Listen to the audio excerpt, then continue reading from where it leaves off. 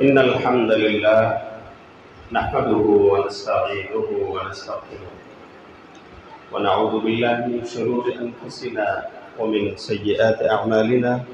من يهده الله فلا مضل له ومن يضلل فلا هادي له، وأشهد أن لا إله إلا الله وحده لا شريك له، وأشهد أن محمدا عبده ورسوله. يا أيها الذين آمنوا اتقوا الله حق تقاته ولا تموتن إلا وأنتم مسلمون.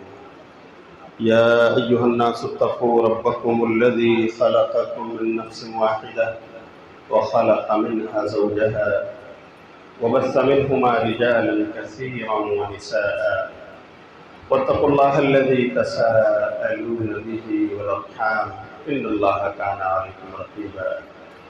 يا أيها الذين آمنوا اتقوا الله وقولوا قولا سديدا يصلح لكم أعمالكم ويغفر لكم ذنوبكم، ومن يطع الله ورسوله فقد فاز فوزا عظيما.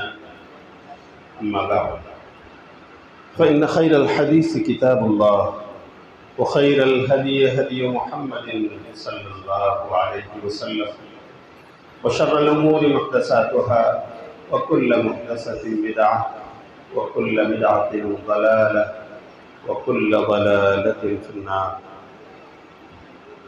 قال الله تعالى في القرآن المجيد: أعوذ بالله من الشيطان الرجيم، بسم الله الرحمن الرحيم، وشاورهم في الأمر.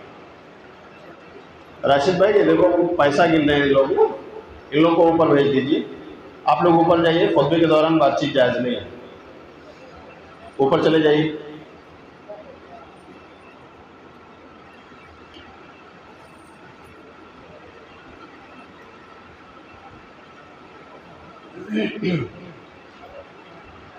محترم حاضرین جمعہ، دینی ملی بھائیوں، بزرگوں، ملی نوجوانوں، پیارے بچوں اور مسجد اہل حدیث رفیع نگر گونڈی کے محترم نمازی، اللہ کا شکر احسان ہے کہ آج ایک بار پھر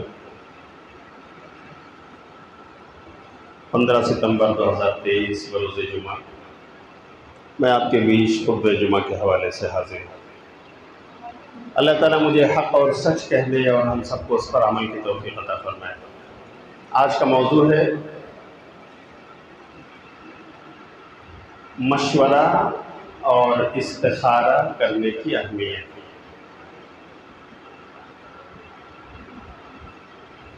میرے بھائیوں، اللہ رب العالمین نے ہمیں اس دنیا میں پیدا کیا تو ہمیں کچھ کاموں کا مکلف بنایا. ان میں سے کچھ کام ایسے ہیں جو واجب ہیں، فرض ہیں، ہمیں کرنا ہی کرنا ہے. جیسے نماز پڑھنا ہے، رمضان آ جائے تو روزہ رکھنا ہے، مالدار ہیں تو زکوٰۃ دینا ہے، حج بیت اللہ کے لیے جانا ہے نا.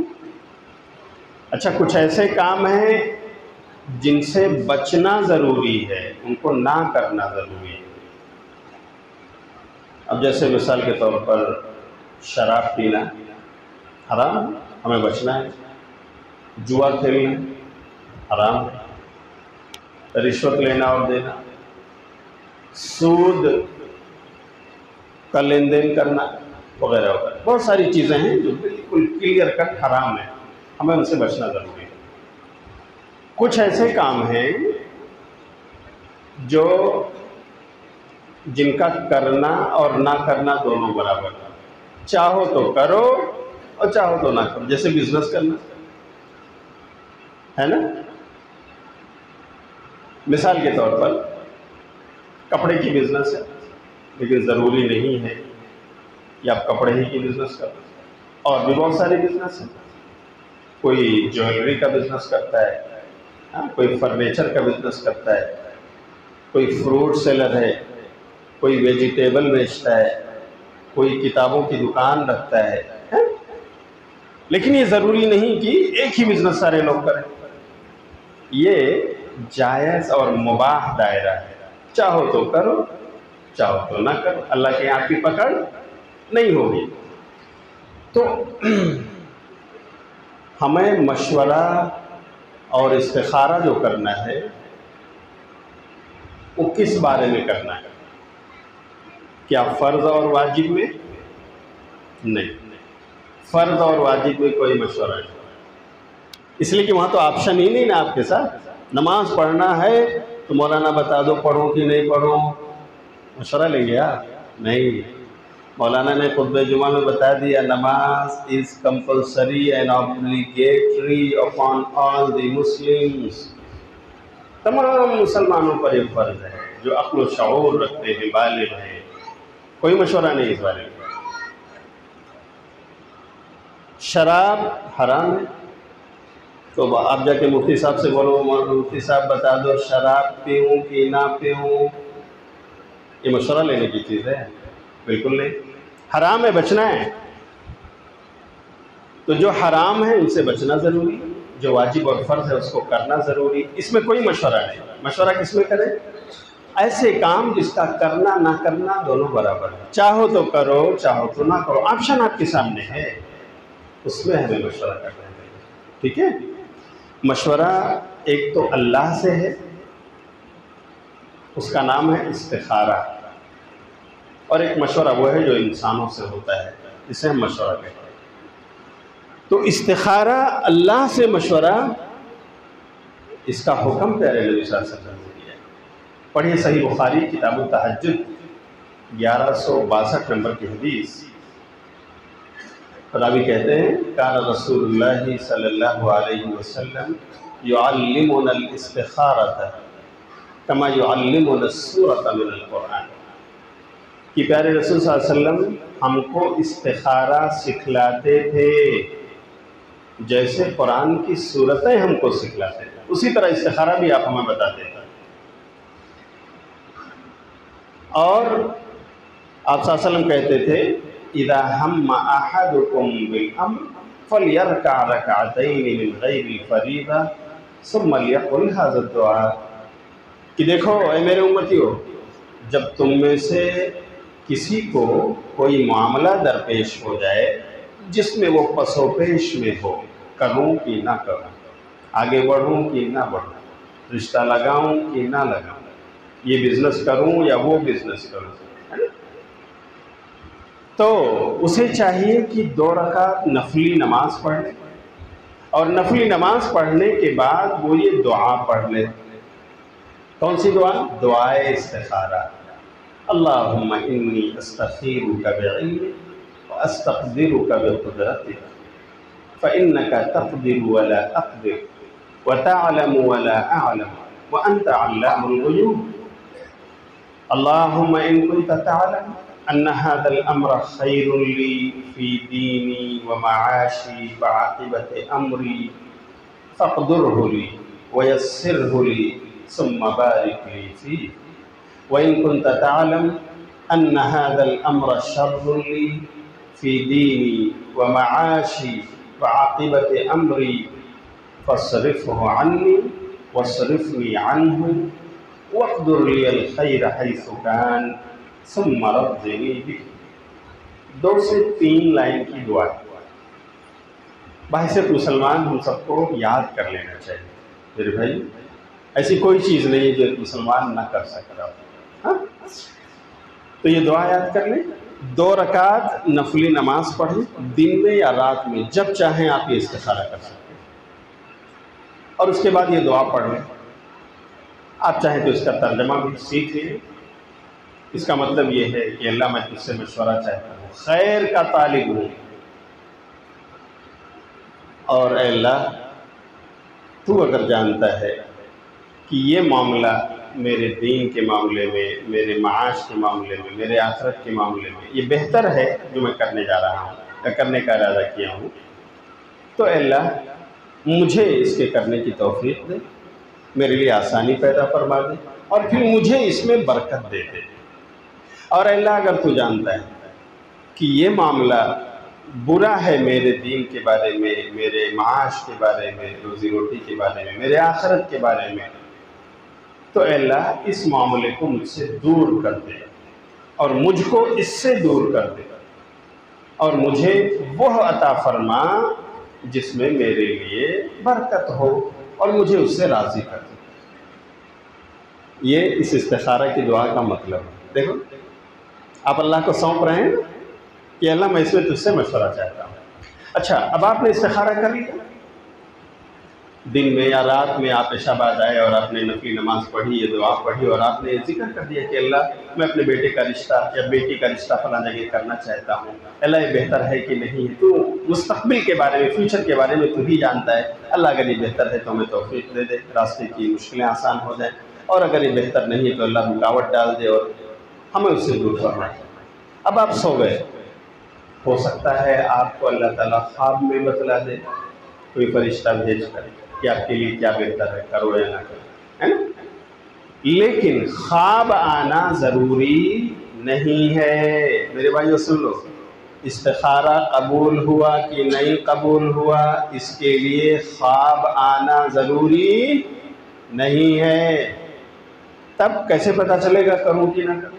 اب سنیے، استخارہ آپ نے کیا، اس کے قبول ہونے کی شکل یہ ہے کہ آپ اس میٹر کو اینالائز کیجئے، ہے نا، تجزیہ کیجئے اس کا، کہ میں اس جگہ رشتہ لگا رہا ہوں، لوگوں سے پوچھ پچھوڑ رہا ہوں، پاس پڑوس کے لوگوں سے کیسا خاندان ہے، اس گاؤں والوں سے کیسے لوگ ہیں، یہ ہے نا، اچھا ہی مشورہ آ رہا ہے، جو سنتا ہے کہتا ہے مبارک ہو آپ کا رشتہ، دیندار لوگ ہیں، اچھے ویل سیٹلڈ لوگ ہیں، ہاں خاندانی لوگ ہیں، کئی مشورے آپ کو ایسے آئے، آپ کو لگا کہ معاملہ تو مثبت ہی زیادہ ہے، پازیٹیوٹی اس کے اندر زیادہ ہے، نگیٹو کوئی پہلو نہیں دکھ رہا، یا اگر کسی نے کچھ کہا بھی ایک آدھ چیزیں تو بہت ہلکی ہیں، جیسے مثال کے کسی نے کہا مال تو بہت ہے لیکن بخیلی ہے، ٹھیک ہے، ہو سکتا ہے، اب آپ کو یہ چیز کھٹکی، لیکن دوسرے اور مشورے اتنے ہیں کہ جو سب پازیٹیو ہیں، تو آپ خواب کے انتظار میں نہ بیٹھے رہیے کہ خواب آئے گا فرشتہ آ کر مجھے بتائے گا، نہیں، آپ نے پازیٹیو پہلو کو غالب پایا، اس میں پازیٹیو زیادہ ہے، نیگیٹو بس تھوڑا سا ہے، تو آپ قدم بڑھائیے، بسم اللہ کریں، رشتہ طے کیجیے، آگے بڑھیے، آپ نے اللہ سے مشورہ لے لیا ہے نا، اگر یہ معاملہ، یہ رشتہ، یہ ناطہ اگر آپ کے حق میں بہتر ہوگا تو اللہ تعالیٰ راستے میں رکاوٹ جو آئے گی اسے بھی دور کر دے گا، مشکلیں آئیں گی اللہ تعالیٰ ہٹا دے گا، اور آپ منزل تک پہنچ جائیں گے، آپ کا رشتہ ہو جائے گا۔ اور اگر یہ رشتہ آپ کے حق میں بہتر نہ ہوا تو آپ قدم بڑھائیں گے، اللہ سے مشورہ ہے نا، تو اللہ تو صحیح چیز کی رہنمائی کرے گا، اگر یہ بہتر نہیں ہوگا تو اللہ تعالیٰ راستے میں ایسی رکاوٹ پیدا کر دے گا جو بالکل ہٹنے والی نہیں، آپ کو پیچھے ہٹنا پڑے گا، تو آپ سمجھ جائیے کہ شاید اللہ کو منظور نہیں ہے، اور اس پہ راضی ہو جائیے کہ ٹھیک ہے، کوئی بات نہیں، ہم نے کوشش کیا لیکن رکاوٹ آ گئی، کوئی چیز بیچ میں بعد میں ہمیں پتہ چلی کہ ایسا معاملہ تھا، تو بس ہم رک گئے، اللہ سے مشورہ تھا، اللہ نے کوئی چیز ایسی پیدا کر دی کہ آپ کے حق میں بہتر نہیں تھا، اللہ نے رکاوٹ ڈال دی اور آپ اس سے رک گئے، تو یہ بھی استخارہ قبول ہونے کی ایک شکل ہے کہ پازیٹیو اور نیگیٹو پہلو کو آپ جج کریں، پازیٹیو زیادہ ہے تو اس طرف قدم بڑھا دیں، اور ایمان رکھیں کہ اگر یہ بہتر ہے تو اللہ تعالیٰ آپ کو اس کی توفیق دے دے گا، منزل تک پہنچ جائیں گے آپ، اور اگر یہ بہتر نہیں ہوگا تو یقین رکھیے کہ اللہ تعالیٰ بیچ میں رکاوٹیں پیدا کرنے پر قادر ہے، اور وہ ہمیں وہاں تک نہیں پہنچنے دے گا، اس لیے کہ ہم نے تو اللہ سے مشورہ لیا۔ تو یہ ہے میرے بھائیوں استخارہ کا فائدہ، تو ہمیں خواب کے انتظار میں نہیں بیٹھے رہنا چاہیے، پازیٹیو اور نیگیٹو کو جج کریں، زیادہ پازیٹیو ہے تو آگے بڑھیں، اور زیادہ نیگیٹو ہے، منفی پہلو غالب ہے تو رک جائیں، ہے نا، کیونکہ زیادہ لوگ یہی مشورہ دے رہے ہیں کہ نہیں رشتہ اچھا نہیں ہے، وہ لوگ ایسے ہیں، ہاں دینداری نہیں ہے، وغیرہ وغیرہ جو بھی، تو یہ ہے میرے بھائی استخارہ۔ ایک راستہ تو یہ ہے، ایسے معاملات جہاں آدمی پس و پیش میں ہوتا ہے نا، وہاں چاہیے کہ اللہ سے مشورہ لے کے استخارہ کرنا، صحیح بخاری کی روایت ہے۔ اور نمبر 2، اپنے لوگوں سے بھی مشورہ لیں جو اس کے خیر خواہ ہوں، اچھا چاہنے والے ہوں، ویل وشرز ہوں، جن سے اسے امید ہے کہ میں کچھ پوچھوں گا تو اچھا ہی بتائیں گے، مس گائیڈ نہیں کریں گے، وہ ان سے پوچھے وہ مشورہ لے، لیکن مشورہ لیتے ہوئے میرے بھائی دھیان رہے کہ یہ حکم اللہ کا ہے. اللہ نے پیارے نبی کو سورہ انعام میں کہا وَشَاوِرْهُمْ فِي الْأَمْرِ کہ معاملات میں ان صحابہ سے مشورہ کیا کرو. اللہ اکبر. پیارے نبی صلی اللہ علیہ وسلم اپنے صحابہ سے مشورہ کرتے ہیں. اور اللہ تعالیٰ مومنوں کے بارے میں سورہ شورى میں کہتا ہے، نبی کے امتیوں کے بارے میں سورہ شورى سورۃ نمبر 42 آیت نمبر 38 وَأَمْرُهُمْ شُورَى بَيْنَهُمْ کہ مومنوں کے آپسی معاملات تو آپسی مشورے سے طے پاتے ہیں. دیکھو مسجد ہے آپ کی، الحمدللہ آج اتنی بڑی ہے، ایک شورائی کمیٹی ہے آپ کی مسجد، اور ہر مسجد ہر ٹرسٹ کے اندر ایک کمیٹی ہوتی ہے، باہمی مشورے ہوتے ہیں، کوئی کام کرنا ہے، کچھ لینا ہے، دینا ہے، خریدنا ہے، بیچنا ہے، بنانا ہے، وغیرہ وغیرہ. تو مشورے میں برکت ہے، آپسی مشورے سے مسلمانوں کے معاملات طے پاتے ہیں. یہ اللہ قرآن میں کہتا ہے سورہ شورى. تو مشورہ لینے کے بارے میں ایک تو یہ خیال رہے کہ جو مشورہ لے رہا ہے وہ دیکھے کہ میں کس سے مشورہ لینے جا رہا ہوں اور کس بارے میں. کیا وہ آدمی اس کا ایکسپرٹ ہے؟ کہ کیا اس آدمی کے پاس اس کا تجربہ ہے؟ کیا وہ اس معاملے میں مشورہ دینے کی صلاحیت رکھتا ہے؟ یہ بہت ضروری ہے. مشورہ لینے والے کو بھی یہ سمجھداری ہونی چاہیے. اب جیسے مثال کے طور پر آپ کو کنسٹرکشن کرنا ہے، بلڈنگ بنانا ہے، تو کس سے مشورہ لیں گے؟ آپ چلے گئے دوڑتے ہوئے ڈاکٹر صاحب کے پاس کہ ڈاکٹر صاحب مشورہ دیجئے کیسے بنائیں. ڈاکٹر صاحب ایک ڈونر ہو سکتے ہیں، ایک فائنانسر ہو سکتے ہیں، لیکن کنسٹرکشن اور بلڈنگ پلاننگ کے بارے میں ڈاکٹر کیا مشورہ دے گا؟ یہ غلط جگہ پہ آپ پہنچ گئے. آپ کو کہاں جانا چاہیے؟ سول انجینئر کے پاس جانا چاہیے کہ بھائی یہ دیکھیے پروجیکٹ ہے ہمارا، ہاں اتنی زمین ہے، اتنے اسکوائر فٹ، اتنی لمبی اتنی چوڑی، یہاں پہ ایسے ہمیں مسجد بنانا ہے، کنسٹرکٹ کرنا ہے، اتنے فلور بنانا ہے، تو آپ ذرا اس کے بارے میں گائیڈ کریں. انجینئر آپ کو اس کے بارے میں صحیح مشورہ دے گا. ڈاکٹر کے پاس جائیں گے تو غلط کریں گے. اچھا آپ بیمار ہوئے اور آپ کو بیماری کے بارے میں مشورہ، بہت درد ہو رہا ہے پیٹ میں، تو آپ نے جا کر ڈاکٹر سے مشورہ کیا، ہاں، اور ڈاکٹر نے سونوگرافی کرنے کو کہا، الٹرا ساؤنڈ کرنے کو کہا، رپورٹس کرانے کو کہا، رپورٹیں آئیں. اب اس کے بعد ڈاکٹر نے آپ کو مشورہ دیا، آپ اس کے مشورے پہ عمل کیجیے، کیونکہ آپ جانتے ہو میرا خیر خواہ ہے، اچھا انسان ہے، امانت دار ہے، دیانت دار ہے. تو اگر آپ بیماری کے بارے میں مشورہ لینے کے لیے رپورٹ لے کر آپ سول انجینئر کے پاس چلے جائیں، مجھے ذرا بتاؤ بھائی کیا کریں، تو آپ اچھا کر رہے ہیں، غلط آدمی کے پاس گئے. بیماریوں کے بارے میں مشورہ ڈاکٹر دے گا آپ کو صحیح کہ آپریشن کرانا ہے ضروری ہے یا بغیر آپریشن کے بھی دواؤں سے کام چل جائے گا. اب سول انجینئر آپ کو اس کے بارے میں کیا بتائے گا، بتائیے. تو مشورہ لینے والے کو بھی ضروری ہے وہ دیکھے کہ کس سے مشورہ لینا چاہیے، کون ہمارے معاملے کا ماہر ہے، اس کے پاس تجربہ ہے. ہاں بزنس اور تجارت کے بارے میں مشورہ لیں، ایسے بھائیوں سے ملیے جو بزنس کر رہے ہیں، تجارت کر رہے ہیں، جن کو تجربہ ہے، وہ آپ کو بتائیں گے اس کا پروز اور کونس کیا ہے، اس میں پازیٹیو اور نیگیٹو کیا ہے، اس میں کیا کیا چیلنجز آپ کو سامنے آئیں گی، آپ کو برداشت کرنا ہوگا، کیسے آگے بڑھنا ہوگا وغیرہ. امانت داری دیانت داری کے ساتھ ان سے ملیے، وہ مشورہ آپ کو صحیح دے گا. تو میرے بھائیوں مشورہ لینے والے کی یہ ذمہ داری ہے اسے محسوس کرنا کس سے مشورہ لینے جا رہا ہے. نمبر 2، جس سے مشورہ لیا جائے اس کی بھی ذمہ داری ہے. کیا ذمہ داری ہے؟ نبی صلی اللہ علیہ وسلم کی حدیث سنیے، جامع ترمذی کتاب الادب 2822 نمبر کی حدیث 2822. نبی صلی اللہ علیہ وسلم کہتے ہیں المستشار مؤتمن، جس سے مشورہ لیا جائے اس کو امانت دار ہونا چاہیے. کیا مطلب؟ اسے صحیح مشورہ دینا چاہیے. ایسا نہ ہو کہ وہ منہ دیکھی کرے کہ رے ان کو اگر میں نے ایسا صحیح مشورہ دے دیا کہیں اس سے ناراض نہ ہو جائیں، تو چلو جس سے یہ خوش ہوتے ہیں ویسا مشورہ ان کو دے دیتا ہوں. نہیں میرے بھائی غلط ہے. آپ سے مشورہ لیا جا رہا ہے، آپ کے پاس چل کر آیا جا رہا ہے، آپ کے تجربے سے فائدہ اٹھانے کی کوشش کی جا رہی ہے، آپ صحیح مشورہ دیجئے، بھلے وہ تیکھا ہو تھوڑی دیر کے لیے، کوئی بات نہیں، صحیح مشورہ دیجئے. اچھا دوست اور اچھا مشورہ دینے والا تو وہی ہوگا نا، صحیح مشورہ دے. اب اگر وہ ڈاکٹر دیکھ رہا ہے کہ ان کو تو آپریشن ہی اس کا علاج ہے، اگر وہ گولا پیٹ سے نہیں نکالا گیا وہ پھٹ جائے گا اور ڈیتھ ہو جائے اور کہہ رہا ہے کہ اگر آپریشن کے لیے کہوں گا تو اتنے پیسے خرچہ ہوں گے اور یہ آدمی ناراض نہ ہو جائے. تو اس نے کہا جاؤ یہ دوا کھا لو، لکھ دیتا ہوں، دوا کھاتے رہو. تو بیچارہ دوا کھاتا ہے اور کچھ دنوں کے بعد وہ چیز بلاسٹ ہوتی ہے اور وہ مر جاتا ہے. ڈاکٹر نے اچھا کیا؟ اچھا نہیں کیا میرے بھائی. صحیح مشورہ جو تھا اسے وہی دینا چاہیے تھا کہ آپ کی بیماری کا حل آپریشن تھا، وہی کرنا تھا. بھلے اس میں پیسہ خرچہ ہوتے، سماج کے لوگ مدد کرتے ہیں اس غریب کی. ہاں اس کو فلاں فلاں یوجنا کے تحت اس کا آپریشن ہو سکتا ہے، اس کو گائیڈ کرتے لوگ، اس کے لیے چندہ کیا جاتا ہے مسجدوں میں، اس غریب کی مدد کی جائے، اس کو آپریشن کرایا جائے. لیکن آپ نے اس کو غلط مشورہ دے کر اس کے لیے آپ نے دواؤں کی چٹھی لکھ کر دے دیا اور کہا جاؤ اسے کھاتے رہو. آپ نے غلط کیا، حالانکہ آپ جانتے تھے کہ آپریشن ہی اسٹائل ہے. تو آپ رازدار ہیں، آپ امانت دار ہیں، اس کے تئیں صحیح مشورہ دیجیے.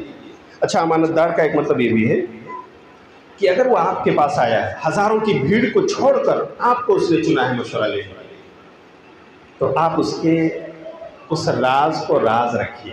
اگر وہ چاہتا ہے کہ آپ کسی کو نہ بتائیں تو آپ رازدار بن جائیں. آپ کو اپنا رازدار سمجھ کر اس نے آپ کے سامنے زبان کھولی ہے نا، چاہے وہ رشتے کے تعلق سے ہو، نکاح کے تعلق سے ہو، یا بزنس کے تعلق سے ہو، یا بیماری کے تعلق سے ہو، یا کوئی اور میٹر ہو. اگر وہ چاہتا ہے کہ یہ میٹر دوسروں کو نہ پتہ چلے، یہ فاش نہ ہو، تو آپ اس کو راز بنا کر، آپ معتمن ہیں، امانت دار ہیں، رازدار ہیں اس کے، تو میرے بھائی اس کا خیال رکھنا چاہیے.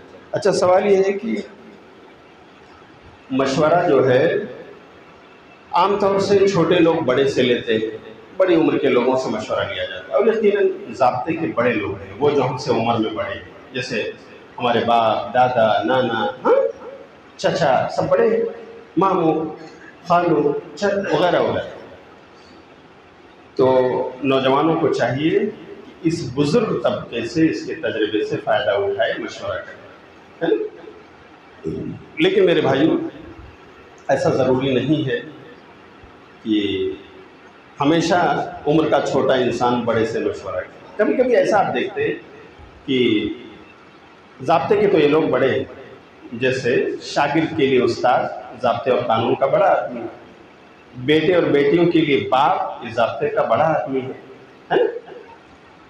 تو اب جو ہے ایک باپ ہے لیکن پڑھا لکھا ہے، بیٹے نے پڑھ لکھ لیا، MBA کر لیا، سول انجینئر بن گیا، ہاں فلاں آرکیٹیکٹ بن گیا. اب ظاہر سی بات ہے ابا کے پاس پلاٹس ہیں، انہیں بلڈنگ بنانی ہے، لیکن وہ پڑھے لکھے تھے، پراپرٹی ان کے پاس ہے، بیٹا انجینئر ہے. تو باپ اگر مشورہ کر رہا ہے بیٹے سے کہ بیٹا کیسے اس کا خاکہ ہو، کیسے اس کو شروع کیا جائے، وغیرہ وغیرہ، تو کر سکتا ہے، اس میں کوئی عیب کی بات نہیں ہے. بڑی عمر کے لوگ، بڑے عہدے کے لوگ چھوٹی عمر کے لوگوں سے جو باصلاحیت ہوں، پڑھے لکھے ہوں، ان سے مشورہ لے سکتے ہیں. دلیل اس امت کے سب سے عظیم انسان کون ہے میرے بھائی؟ حضرت محمد رسول اللہ صلی اللہ علیہ وسلم. اللہ نے قرآن میں کیا کہا سورہ انعام میں؟ وَشَاوِرْهُمْ فِي الْأَمْرِ. اے نبی ان صحابہ سے مشورہ کیا کرو معاملات میں. تو آپ نے کیا کہ نہیں کیا؟ حالانکہ رتبے، مرتبے، عظمت میں سب سے بڑے آپ ہیں اس امت کے، امام الانبیاء ہیں، لیکن آپ نے غزوہ خندق کے موقع پر مشورہ کیا. کیا کیا جائے؟ غزوہ خندق سے پہلے لوگ آ رہے ہیں، اتنی ہزار کی تعداد ہے ان کی، کفار مکہ مدینے کو اس کو نابود کر دیا. صحابہ کی کمیٹی نے مشورہ میں شرکت کی، اور سلمان فارسی رضی اللہ تعالیٰ عنہ جو فارس کے رہنے والے تھے، وہ آئے تھے، مسلمان ہوئے تھے، نبی کے ساتھ رہ رہے تھے. انہوں نے مشورہ دیا اللہ کے رسول اس پہاڑی سے اس پہاڑی تک ہم خندق کھود دیتے ہیں، یہ مدینے کے انٹری کا راستہ ہے، جب یہی بند ہو جائے گا تو وہ اندر آ ہی نہیں سکتے، نہ ان کے اونٹ، نہ ان کے گھوڑے، نہ وہ. ہم ادھر تیر لے کر حاضر رہیں گے، جیسے وہ چھلانگ لگانے کی کوشش کریں گے، اس میں خندق میں اترنے کی کوشش کریں گے، ہم ان پہ اپنی تیریں چلا دیں گے. نبی نے مشورہ قبول کیا. اللہ اکبر. سلمان فارسی کا مشورہ قبول. بدر کے میدان میں آپ پہنچتے ہیں، مشورہ کرتے ہیں کہ دیکھیے یہاں پہاڑ ہے، اس کے پیچھے بحر کلزم ہے، بحر سمندر ہے، دریا ہے، ہمیں اس کے دامن میں رہنا چاہیے کہ اس میدان میں.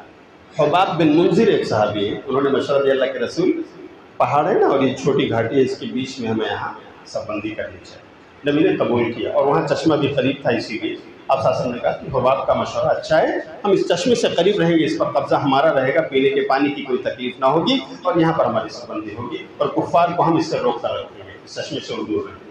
آپ نے مشورہ قبول کیا صحابی اپنی امتی کا۔ اور جب بدر میں اللہ نے فتح نصیب فرمائی، 70 قیدیوں کو پکڑ کر لائے آپ مدینہ، تو آپ نے وہاں مشورہ کیا۔ یہ سب سے پہلے قیدی ہیں مسلمانوں کے اس شہر میں، کیا معاملہ کیا جائے؟ ان کو مار دیا جائے، ان کو جیل میں رکھا جائے، یا ان سے تاوان اور فدیہ لے لیا جائے؟ کیا مشورہ ہے صحابہ؟ ابوبکر رضی اللہ تعالیٰ عنہ نے مشورہ دیا تھا کہ اللہ کے رسول، جو لوگ ان میں پڑھے لکھے ہیں ان سے کہہ دیجئے کہ وہ ہمارے 10 لوگوں کو پڑھنا لکھنا سکھا دے، یہی ان کا فدیہ۔ اللہ اکبر، تعلیم کی کتنی اہمیت ہے میرے بھائی۔ نوجوانوں پڑھو اور آگے بڑھو، نئی نسلوں کو اے بزرگوں پڑھاؤ، اللہ کی قسم تمہارے بہت ساری بیماریوں کا سولوشن پڑھائیے۔ تم پڑھائی میں پیچھے ہو اس لیے تم اپنا حق بھی لینے کے لیے نہیں جانتے، ہمیں گورنمنٹ سے کیسے اپنا حق لینا ہے؟ پڑھائی۔ اور نمبر 2، جو لوگ پڑھے لکھے نہیں ہیں ان سے کہو فدیہ ادا کر دے اور انہیں چھوڑ دیا جائے، ہو سکتا ہے ہمارا رحم و کرم ان پر غالب آئے اور وہ اسلام لے آئیں بعد میں۔ ابوبکر کے مشورے پہ پیارے نبی نے عمل کیا۔ تو آپ دیکھیں کہ نبی صلی اللہ علیہ وسلم نے جا بجا صحابہ سے مشورہ کیا ہے، حالانکہ آپ صلی اللہ علیہ وسلم رتبے اور مرتبے میں اس امت کے سب سے عظیم انسان ہیں، آپ نے امتیوں سے مشورہ کیا اور قبول بھی کیا آپ نے۔ اور اتنا ہی نہیں میرے بھائیوں، آپ نے تو مشورہ خواتین سے بھی کیا ہے۔ اقول قولی هذا واستغفر الله لي ولكم ولسائر المسلمين من كل ذنب فاستغفروه انه هو الغفور الرحيم۔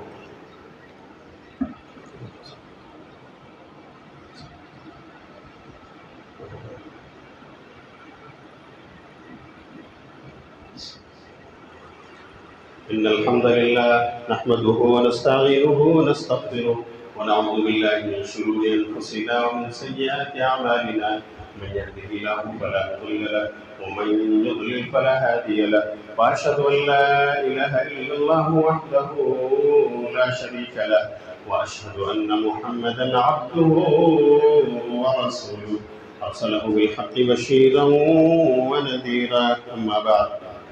محترم حاضرین جمعہ، دینی میرے بھائیوں، بزرگوں، نوجوانوں، پیارے بچوں، رفیع نگر مسجد اہل حدیث کے قابل احترام سامعین،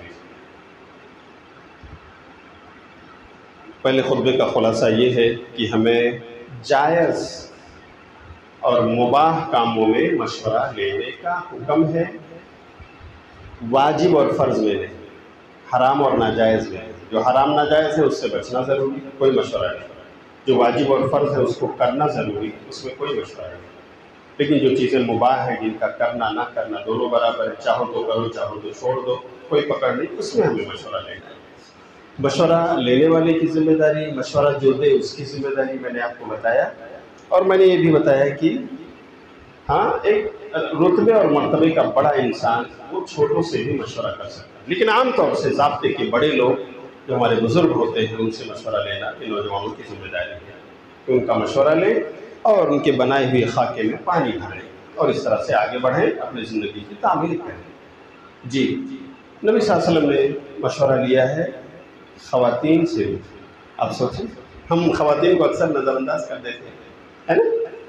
2-4 منٹ اور دوں گا، آپ کا وقت ہو گیا ہے، کہ خواتین پڑھی لکھی ہمارے گھروں میں موجود ہیں، عالمہ، فاضلہ، ہاں، یا 12ویں گریجویٹ ہیں وغیرہ کر کے بیٹھی، ہم انہیں نظر انداز آتے وہ تو عورت ہے نا۔ نہیں، پیارے نبی نے مشورہ لیا صلح حدیبیہ کے موقع پر، جب صلح ہو گئی نبی صلی اللہ علیہ وسلم نے صحابہ کو خطبہ دیا، حلال ہو جاؤ، بال چھلا لو، قربانیاں کر لو، واپس چلنا ہے۔ 3 بار آپ نے ان کو خطبہ دیا، تھوڑے تھوڑے ٹائم سے، سب بیٹھے ہیں خاموش، کسی میں کوئی حرکت نہیں۔ تو نبی صلی اللہ علیہ وسلم اپنی زوجہ حضرت ام سلمہ رضی اللہ تعالیٰ عنہ کے پاس، صحیح بخاری کتاب الشروط 2731 نمبر کی حدیث، اور کہا کہ ام سلمہ ایسا ماجرا ہے، میرے صحابہ جو میرے اشاروں پر جان دینے کے لیے تیار رہتے تھے، آج 3 بار میں نے ان کے سامنے خطاب کیا، تقریر کی، لیکن سب خاموش بیٹھے، کوئی اٹھنے کو تیار نہیں، حلال ہونے کو تیار نہیں، بال چھلانے کو تیار نہیں، قربانی کرنے کو تیار نہیں، کیا کروں؟ ام سلمہ کہتی ہیں کہ اتحب ذلک یا رسول اللہ کے رسول، آپ کو یہی پسند ہے، یعنی اللہ کی یہی مرضی ہے؟ کہتے ہیں ہاں۔ تو وہ مشورہ دی، کہتی ہیں اللہ کے رسول میرا مشورہ یہ ہے میرے سرتاج کہ آپ جاؤ، صحابہ جہاں بیٹھے ہیں ان سے لیکن بات نہ کرو، لا تکلم منہم احدا، ان میں سے کسی سے بات چیت نہ کرو، ایک زبان بھی ان سے کچھ نہ کرو، کیا کرو؟ آپ اپنے قربانی کا جانور جو آپ لائے ہو نا انہیں کے سامنے منگاؤ اور بسم اللہ نحر کر دو، قربان کر دو۔ جانور آپ کا قربان ہو جائے، اس کے بعد ادعو حالقک فیحلق، آپ اپنے باربر کو بلاؤ، کسی ساتھی کو اپنے جو بال چھیلتے ہیں، وہ آپ کا بال آ کر چھیل دیں، آپ بال چھلا لو، اور اس کے بعد دیکھو اللہ نے چاہا تو میدان سر ہو جائے گا۔ اللہ کے رسول خوش ہو گئے یہ مشورہ سن کر، کہا مسلمان کیا بہترین مشورہ ہے، میں عمل کرتا ہوں اس پر۔ آپ فوراً گئے، آپ صحابہ کے جھرمٹ کے سامنے اسی میدان میں آپ نے اپنے قربانی کا جانور منگایا اور آپ نے اس کو قربان کر دیا۔ جانور قربان ہوا، آپ ایک جگہ بیٹھے اور آپ نے اپنے ایک صحابی کو بلایا، کہا استورا لے کر آؤ، میرا بال چھو۔ جیسے ہی اس صحابی رسول نے آپ کے سر پہ اپنا استورا چلایا، حدیث کے الفاظ ہیں صحیح بخاری کے 2731 کے، کہ قاموا فنحروا وجعل بعضهم يحلق بعض، سارے کے سارے لوگ کھڑے ہو گئے، they stood up, they slaughtered their animals, they became halal، سب کے سب کھڑے ہو گئے، سب نے اپنے قربانی کے جانور لا کر قربان کر دیے، اور ان میں سے ایک بیٹھتا ان کا ساتھی ان کے بال چھیلتا، پھر دوسرا بیٹھتا ان کا دوسرا ساتھی اس کا بال چھیلتا، اور سب کے سب بال چھلا کر حلال ہو گئے۔ اللہ۔ تو میرے بھائی دیکھو، یہاں پیارے نبی نے ایک خاتون سے مشورہ لیا، اور اس خاتون نے جنت میں مشورہ دیا آپ کو، آپ کی زوجہ ہے، اور آپ نے اس پر عمل کیا، اور کوئی عیب کی بات نہیں۔ آج ہم اپنی خواتین سے مشورہ لیتے ہوئے عیب محسوس کرتے ہیں، نہیں میرے جوانوں، ان کا حق ہے کہ آپ اپنے بیٹیوں کا بیٹوں کا رشتہ لگانے جا رہے ہیں، آپ گھریلو معاملات ہیں نا، اپنی بیوی سے مشورہ کرو، جس بارے میں اس کو جانکاری ہے اور وہ مشورہ دے سکتی ہے اس سے پوچھو۔ اللہ کی قسم، ایک طرف اس کی حوصلہ افزائی ہے اور دوسری طرف اس کی زبان سے نکلے ہوئے کلمات اگر اچھے ہوئے اور وہ اچھا مشورہ دے سکی تو آپ کے لیے اس میں خیر و برکت ہے۔ تو اس طرح ہمیں اچھے لوگوں سے مشورہ لینا چاہیے، لیکن یہ یاد رہے کہ مشورہ آپ کو کوئی دے یا آپ کسی کو مشورہ دیں، آپ اس امید میں نہ رہیں کہ میرے ہی مشورے پر عمل ہو، اور اگر کمیٹی آپ کا مشورہ نہ مانے، کوئی دوسرا مشورہ جو دوسرے کا ہے اس کو مان لے تو آپ ناراض ہو جائیں، میرا مشورہ کیوں رد کر دیا گیا؟ نہیں، پیارے نبی صلی اللہ علیہ وسلم نے حضرت بریرہ کو مشورہ دیا، جنہوں نے اپنے شوہر مغیث سے جدائی کر لی تھی، جو لونڈی تھیں، باندھی تھیں، لیکن آزاد کر دیا عائشہ رضی اللہ تعالیٰ عنہ نے، کیونکہ وہ خادمہ تھیں عائشہ رضی اللہ عنہ کی۔ آزاد ہونے کے بعد انہوں نے کہا کہ میں مغیث کے ساتھ نہیں رہوں گی اللہ کے رسول۔ مغیث اتنے فیدا تھے ان کے پیچھے کی گلی کوچوں میں ان کے پیچھے پیچھے دوڑتے تھے، بریرہ کیوں چھوڑ کر جائے گا، مجھ سے کیوں جدا ہو رہی؟ نبی نے جب دیکھا تو میٹر آپ کے پاس پہنچا اور آپ نے بریرہ کو بلایا، کہا بریرہ رجوع کر لو، اپنے معاملے سے رجوع کر لو، جاؤ اپنے شوہر کے ساتھ زندگی گزارو۔ بریرہ پوچھتے ہیں اللہ کے رسول کیا حکم ہے آپ کا کہ میں اسے بجا لاؤں یا مشورہ ہے آپ کا؟ اللہ کیا ذہین خاتون تھی۔ اللہ کے رسول کہتے ہیں کہ نہیں، یہ میرا حکم نہیں ہے، آرڈر نہیں ہے، میں تو مشورہ دے رہا ہوں بریرہ کہ تم جاؤ اپنے شوہر کے ساتھ زندگی گزارو۔ تو کہتے ہیں اللہ حاجت علی فی، اللہ کے رسول اگر آپ کا مشورہ ہے تو میں اس پر عمل نہیں کر پاؤں گی، مجھے ان میں دلچسپی نہیں۔ پیارے رسول جیسی عظیم ہستی دنیا کی، ان کا مشورہ ایک خاتون قبول نہیں کرتی، اور آج کمیٹی میں ہم نے مشورہ دیا اور قبول نہیں ہوا تو ناراض ہو گئے، دشمن بن گئے، واک آؤٹ کر گئے۔ میرے بھائیوں، مشورہ قبول بھی کیا جا سکتا ہے، رد بھی کیا جا سکتا ہے، سامنے والے کو اتھارٹی اور اختیار ہے، اس سے ہمیں ناراضگی کا سبب نہیں بنانا چاہیے۔ اللہ تعالیٰ ہم سب کو استخارے اور مشورے کے جو قوانین اور ضوابط ہیں، ہمیں اپنے مباح اور جائز معاملات میں اپنے خیر خواہوں سے مشورہ کرنے کی توفیق عطا فرمائے، اسی میں ہمارے لیے برکت ہے، اسی میں ہمارے لیے خیر ہے۔ اللہ تعالیٰ ہم سب کو باہمی اخوت و مودت اور محبت کے ساتھ زندگی گزارنے اور ایک دوسرے کو اچھا مشورہ دینے کی توفیق عطا فرمائے، آمین۔ ان اللہ و ملائکتہ یصلون علی النبی یا ایھا الذین آمنوا صلوا علیہ وسلموا تسلیما۔ اللهم صل على محمد وعلى آل محمد كما صليت على إبراهيم وعلى آل إبراهيم إنك حميد مجيد۔ اللهم بارك على محمد وعلى آل محمد كما باركت على إبراهيم وعلى آل إبراهيم إنك حميد مجيد۔ إن الله يأمر بالعدل والإحسان وإيتاء ذي القربى وينهى عن الفحشاء والمنكر والبغي يعظكم لعلكم تذكرون واذكروا الله يذكركم وادعوه يستجب لكم ولذكر الله تعالى